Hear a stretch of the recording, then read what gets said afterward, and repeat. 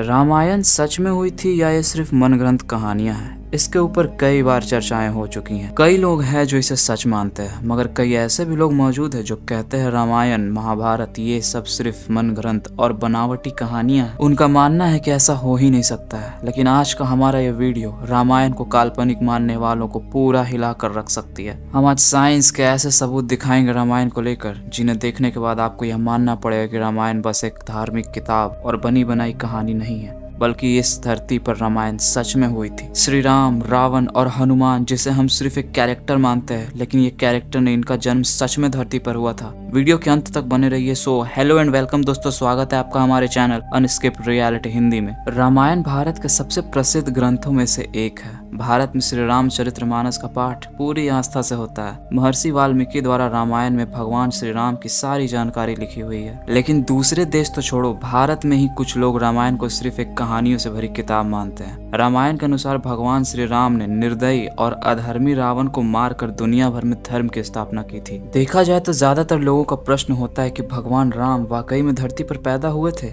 क्या सच में अधर्मी रावण के 10 सिरें थीं? क्या हनुमान जी अपनी इच्छा अनुसार रूप बदल सकते थे? दोस्तों, इन्हीं सब प्रश्नों की वजह से कई सारे लोग रामायण को सिर्फ एक कहानी समझते हैं, क्योंकि वास्तव जीवन में ऐसा नहीं हो सकता है। लेकिन आज हम आपको साइंटिफिकली प्रूव कर देंगे कि रामायण में घटी घटनाएं एकदम सच है। नंबर 1, रावण का महल। रामायण के अनुसार रावण सोने की लंका में रहता था, जिसे कि श्री हनुमान जी ने युद्ध से पहले जला दिया था। हम आपको बता दें कि श्रीलंकन गवर्नमेंट को एक महल मिला है और वो दावा कर रहे हैं कि वो महल रावण का है, जो कि रामायण में दशानंद है। इस महल में कई तरह के सीक्रेट रास्ते निकलते हैं, जो कि महल को शहर से जोड़ता है। लेकिन जब रिसर्च टीम ने इसकी बारीकी से रिसर्च की तो पता चला ये रास्ते नेचुरली नहीं बने हैं, बल्कि पुराने समय के इंसानों द्वारा बनाया गया है। श्रीलंकन हिस्ट्री के अनुसार रावण शहर के अलग अलग हिस्से में अचानक से प्रकट हो जाया करता था और तुरंत वहां से गायब होकर अपनी महल में पहुंच जाता था। इसलिए वहां के जानकारों का मानना है कि रावण इन्हीं सीक्रेट रास्तों की मदद से ऐसा कर पाता था। अब इतने बड़े रामायण के सबूत को भला कैसे नकारा जा सकता है? नंबर 2, अशोक वाटिका के होने की सबूत। रामायण के अनुसार कहा जाता है कि अशोक वाटिका रावण का सबसे पसंदीदा स्थान था। कहा यह भी जाता है कि ये जगह इतनी रहस्यमय थी कि हनुमान जी से आसानी से ढूंढ नहीं पाए थे। लेकिन हैरानी की बात तो यह है कि रामायण के जमाने की अशोक वाटिका आज भी श्रीलंका में मौजूद है। ऐसा माना जाता है कि अशोक वाटिका के एलिया पर्वत की एक गुफा में माता सीता को रखा गया था, जिसे आज सीता एलिया के नाम से जाना जाता है। यहाँ पर सीता माता का अपहरण कर पुष्पक विमान को उतारा गया था। लेकिन जिस बात ने खोजकर्ताओं को सबसे ज्यादा चौंकाया वो यहाँ मौजूद यहाँ के पेड़ है। रामायण के अनुसार अशोक वाटिका में सबसे ज्यादा अशोक के पेड़ थे, जिस वजह से यहाँ का नाम अशोक वाटिका रखा गया था। जैसा रामायण के वक्त में इस जगह के बारे में बताया गया है, ये अशोक वाटिका आज भी बिल्कुल वैसे ही है, जिसे हम रामायण के एक जीवित सबूत मान सकते हैं। नंबर 3, द्रोणगृह पर्वत।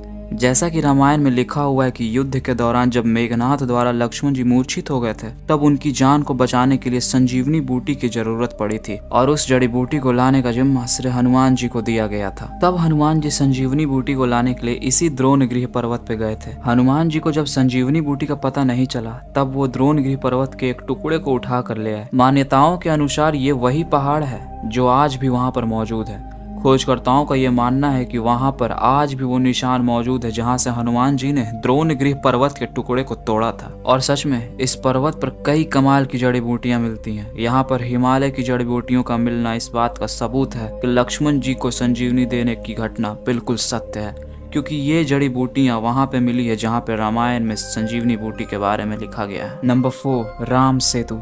दोस्तों, अब हम बात करने जा रहे हैं रामायण के सबसे बड़े सबूत के बारे में, जो कि इस बात का प्रमाण देती है कि रामायण सच में हुई थी। राम सेतु को एडम्स ब्रिज भी कहा जाता है। आपकी जानकारी के लिए हम आपको बता दें कि इसके बारे में पक्का सबूत तो तब मिल गया जब नासा ने सैटेलाइट तस्वीरें जारी की, और उनकी तस्वीर में कुछ ऐसा था जिसे देखकर वैज्ञानिक भी हैरान हो गए।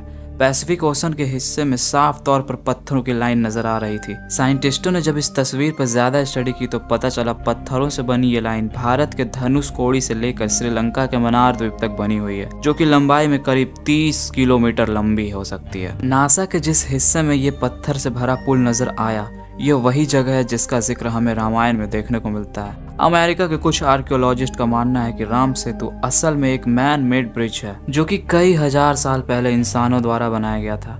माना जाता है कि 15वीं शताब्दी तक इस ब्रिज को लोग पैदल ही पार कर लेते थे और राम सेतु पर बीती इन सारी बातों को हम रामायण के दृष्टिकोण से भी देख सकते हैं। दोस्तों, अगर आप अभी तक हमारे साथ वीडियो में बने हुए हो तो thank you so much. Video जरा सा भी आपको पसंद आ रहा हो तो लाइक जरूर करिएगा। नंबर 5, जली हुई लंका के सबूत। रामायण ग्रंथ के अनुसार श्री हनुमान जी ने रावण के सोने की लंका को जला दिया था, लेकिन अभी कुछ एविडेंस मिले जिसे लेकर हमारे खोजकर्ताओं का कहना है कि जली हुई लंका के सबूत आज भी वहां पे मौजूद है। जिस जगह पे लंका को जलाया गया था वहां की मिट्टी आज भी काली है, लेकिन वहां के आसपास की मिट्टी का रंग बिल्कुल वैसा ही है जैसा नॉर्मल मिट्टी का होता है। बस केवल इसी छोटे सी जगह की मिट्टी काली है, जो कि रामायण में श्री हनुमान के द्वारा जलाई गई लंका के सबूत को आज हमारे सामने उजागर करती है। और रामायण के एक नहीं बल्कि इतने सारे सबूतों का होना महज एक इत्तेफाक नहीं, बल्कि रामायण में घटित सारी घटनाएं 100% सत्य है। वैसे इन सबूतों के आधार पर रामायण को लेकर आपका क्या मानना है, हमें कमेंट बॉक्स में लिखकर जरूर बताएं।